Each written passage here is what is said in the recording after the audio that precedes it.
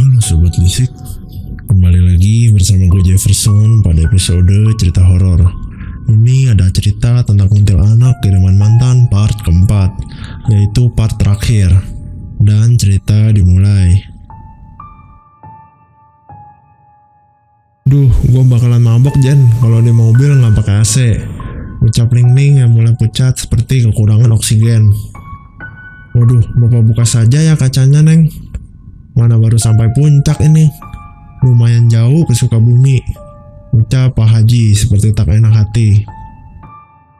Dan benar saja, baru sebentar mobil kami berhenti karena Ling yang muntah-muntah. Pak, kalau ada minimarket tolong berhenti sebentar ya.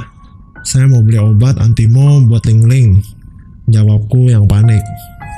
Baik Neng. Sesampainya di minimarket, aku langsung membelikan Ling minyak kayu putih, air mineral, dan obat anti mabok. Aku pun memberikan kudapan dan minuman sebagai bekal perjalanan untuk Bang Haji. Setelah Ling meminum obat, ia tertidur pulas. Mobil kami kini terus melaju dengan kecepatan yang rendah. Bagi kami tak apalah mobil ini pelan, yang penting jangan sampai mogok kembali. Neng, mohon maaf, apa hambatan perjalanan ini ada hubungannya dengan gangguan yang Neng alami? Apa Bapak boleh tahu awal ceritanya Neng seperti apa? Tanya Pak Haji yang penasaran. Aku yang sejujurnya malas untuk menceritakan kembali peristiwa itu karena merasa tidak enak. Aku pun mau tidak mau sedikit menceritakan kronologis kejadiannya. Pak Haji mengangguk dan sesekali ia menimpali ceritaku yang menurutnya seram. Ketika mobil sedang melaju, Pak Haji tiba-tiba menginjak pedal rem secara mendadak. Seketika Ling yang sedang tertidur pulas langsung terbangun, dan kepalaku nyungsap sampai terantuk dashboard mobil. Astagfirullah, apa yang tadi saya tabrak? Teriak Pak Haji sambil buru-buru keluar. Aku yang penasaran lalu ikut turun untuk mengecek keluar mobil. Namun, tak jua ada sesuatu di sana yang tertabrak. Aneh, perasaan tadi Bapak yakin ada sesuatu yang Bapak tabrak. Tapi nggak tahu apa Neng, karena itu seperti bayangan orang yang jalan cepat banget. Wah, nggak bisa deh gini Pak. Kita cari tempat makan dulu ya Pak, kita break dulu. Lagian Ling udah lemas karena habis muntah-muntah. Bapak juga istirahat dulu saja ya. Saranku kepada Pak Haji yang memang pas kebetulan azan sholat berkumandang. Sekitar jarak 1-2 km setelahnya, mobil kami berhenti untuk istirahat sholat dan makan di suatu resto lesehan Sunda. Resto itu terlihat asri dengan ornamen bambunya. Aku mencoba memapah tubuh Ling yang memang sudah lemas dari tadi untuk beristirahat sejenak. Ling, gua mau sholat dulu ya. Kebetulan itu di musolanya ada mukena, ucapku kepada Ling. Ling hanya mengangguk lemas. Saat aku berwudu, tiba-tiba ada semilir angin di tengkuk yang membuatku merinding. Namun, ku tetap melanjutkan langkah kakiku menuju musola. Ketika aku sedang membaca doa niat sholat, tiba-tiba aku merasa di sampingku ada sosok kuntilanak yang sama persis saat di kos. Ujung mataku seperti menangkap siluet kuntilanak itu. Aku terus-menerus mencoba fokus, walaupun ada beberapa doa yang terloncat-loncat. Dan mungkin aku tidak fokus sudah sampai di rakaat berapa, karena saking takutnya. Aku segera mengakhiri sholatku dengan salam.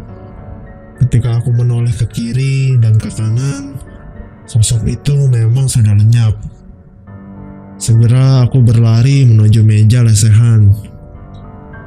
Di sana hanya terlihat Pak Haji yang sedang merokok. "Pak, Ling-Ling, teman saya kemana ya?" tanyaku. "Loh, bapak aja baru selesai sholat, Neng. Mungkin sedang ke kamar mandi kali," ucapnya. 5 menit, 10 menit berlalu, Ling-Ling tak jua muncul dari kamar mandi. Setelah aku lihat ke kamar mandi, ternyata kamar mandi kosong. Aku yang panik langsung berlari menuju meja. Pak Haji yang bingung bertanya, "Loh, Neng Ling-Ling kemana? Apa nggak ada di kamar mandi?" Aku yang mulai panik segera mencoba menghubungi Ling-Ling. Namun alangkah terkejutnya saat aku lihat handphoneku ternyata mati. Setelah aku hidupkan, ada banyak BBM voice note dari Ling-Ling. Tak lama aku mencoba telepon Ling-Ling. "Jen, kok lu jahat sih sama gua, Jen? Salah gua apa? Kok gua ditinggalin di minimarket, Jen?" Seketika aku berteriak Allahu Akbar. "Ling, tadi lu tuh ada di mobil, makanya kita lanjut perjalanan. Saksinya ini Pak Haji." Pak Haji sempat syok menyaksikan keanehan demi keanehan selama perjalanan. Dengan buru-buru, ia menjemput Ling-Ling balik lagi ke minimarket. Untung saja jarak minimarket dan resto tempatku singgah tidak begitu jauh. Segera Pak Haji menjemput Ling-Ling dengan kecepatan penuh. Aku yang masih menunggu di resto harap-harap cemas jika Ling-Ling tak marah padaku. Sekitar 20 menit kemudian, akhirnya Ling-Ling dan Pak Haji kembali sampai. Ling-Ling langsung memegang erat tanganku dan menangis. "Ih, gila, Jen. Ini sih kejadiannya lebih parah nyereminnya daripada cerita hair extension gua dulu. Gua takut banget pas lu sama Pak Haji mobilnya ninggalin gua. Gua coba BBM lu berkali-kali gak aktif. Gua coba telepon lu mati, Jen. Kalau lu bukan temen gua, udah gua makan lu, Jen," celocos Ling-Ling kemudian. Setelah Ling-Ling mulai merasa tenang, Ling-Ling menceritakan kembali saat dirinya pamit ke toilet. Ia sempat berpesan pada Pak Haji, namun sepertinya Pak Haji tidak mendengar suara Ling-Ling yang pelan. Nah, pertanyaannya, kalau Neng Ling-Ling ini ke WC, nah dari tadi siapa dong yang ikut? Semuanya kembali terdiam. Setelah kami selesai makan siang, Ling-Ling yang dari tadi diam mulai seperti tercharge energinya. Ia kembali bisa berbicara dengan suara cemprengnya yang khas. "Itu si kunyuk bener-bener ya bikin susah lo, Jen. Ih, gemes banget gua asli. Kalau ketemu gua jotos palanya," ujar Ling-Ling yang tiba-tiba menggerutu.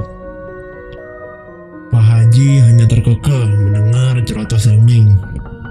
Mungkin juga Pak Haji mengingat hal konyol saat Ling-Ling tertinggal. Gua nggak tahu, Ling. Sebenarnya si Ari tega banget ya sama gua. Jujur nggak munafik, sebenarnya gua agak srek sih sama dia. Cuman pas dijalanin 4 bulan baru ketahuan deh busuknya, ucapku datar. Lu makanya nggak usah terlalu picky juga sama cowok. Kadang heran, lu itu cantik, banyak yang deketin, tapi kok malah pilih si kunyuk itu sih, Jen? Tanyanya ketus. Aku yang merasa sangat malas membahas Mas Ari langsung mengalihkan pembicaraan. Beberapa saat kemudian, "Neng, alhamdulillah ini mobil udah mulai normal lagi nih. Udah enteng sekarang. Tuh kan, Neng, gasnya enak kan? AC-nya juga udah mulai dingin." Tiba-tiba suara Pak Haji cukup mengagetkan. Bagaimana bisa ketika sudah mau balik ke padepokan, semuanya seperti normal, batinku. Duh, Pak Haji, kenapa nggak dari tadi sih itu AC mobilnya sehat? Saya kan jadi nggak perlu buang-buang isi perut saya, Pak Haji. Cerocos Ling-Ling kemudian. Pak Haji hanya terkekeh tertawa-tawa setiap mendengar Ling Ling berbicara. Mungkin karena suara Ling Ling yang cempreng dan nada bicaranya yang cepat membuat gelak tawa Pak Haji tak bisa tertahankan. 20 menit berlalu, kini padepokan binaan Pak Kiai Haji Pur sudah terlihat. Diparkirnya mobil itu dan kami pun masuk. Saat di depan muka pintu sudah berdiri Pak Kiai sedang bertasbih. "Assalamualaikum Pak Kiai," ucapku memberi salam. Kemudian Pak Kiai menjawab salamku dan mempersilahkan kami masuk. Tanpa basa-basi, Pak Kiai kemudian meniupkan angin di ubun-ubunku. Padahal aku sendiri belum mengatakan apa-apa. Pak Kiai seperti bergerak menarik sesuatu dari belakang punggungku, tanpa bersentuhan kulit ya. Saat itu kami bertiga seperti bingung dibuatnya. "Heh kamu, iblis laknatullah, bilang sama tuanmu, jadilah lelaki yang jantan. Kini kembalilah pada tuanmu itu, jangan pernah mengusik cucuku," ucap Pak Kiai membelakangi tubuh kami. Dan seketika aku melihat bayangan asap tipis yang konstan. Bayangan itu seperti asap rokok yang cepat memudar. Pak Kiai kembali berucap, "Jangan pernah kau ganggu cucuku, atau akan kubuat kau musnah. Sia-sia waktu bertapamu selama ini. Kau tidak akan bisa menandingi kekuatan Allah Ta'ala." Kami bertiga tidak mengerti apa maksud Pak Kiai. Namun satu yang pasti, bayangan asap putih itu telah lenyap. Pak Kiai Haji kemudian duduk dan tersenyum. Ia menjelaskan jika di tubuh belakangku ada sesosok kuntilanak yang berumur ratusan tahun. Kuntilanak ini memang sengaja disuruh seorang untuk mengerjaiku. Pak Haji berkata, ia mengetahui ceritaku sekilas dari penuturan si kuntilanak yang meminta agar aku kembali mencari Mas Ari dan memohon cintanya. Terakhir, di tubuhku diruqyah dan keluarlah sebuah benda-benda mengerikan saat itu. Di kepala kiriku muncul paku kecil yang sudah berkarat sebanyak 3 buah. Dan dari kewanitaanku ada 5 pecahan beling yang cukup kecil. Yang terakhir ini, Pak Kiai Haji meminta istrinya untuk membantu mengambil pecahan beling tersebut. Dengan cara aku diminta untuk segera buang air kecil. Dan benar saja saat aku buang air kecil, muncullah sesuatu yang aneh, yaitu 5 pecahan beling. Setelah melakukan ritual pengusiran setan serta ruqyah, tidak ada lagi yang aneh muncul pada diriku. Dan cerita pun selesai. Kalau kalian suka dengan video ini, jangan lupa buat subscribe biar gak ketinggalan video-video terbaru dari gua. Dan share ke teman-teman kalian yang perlu tahu tentang cerita ini. Terima kasih, gua Jefferson pamit. Salam telisik.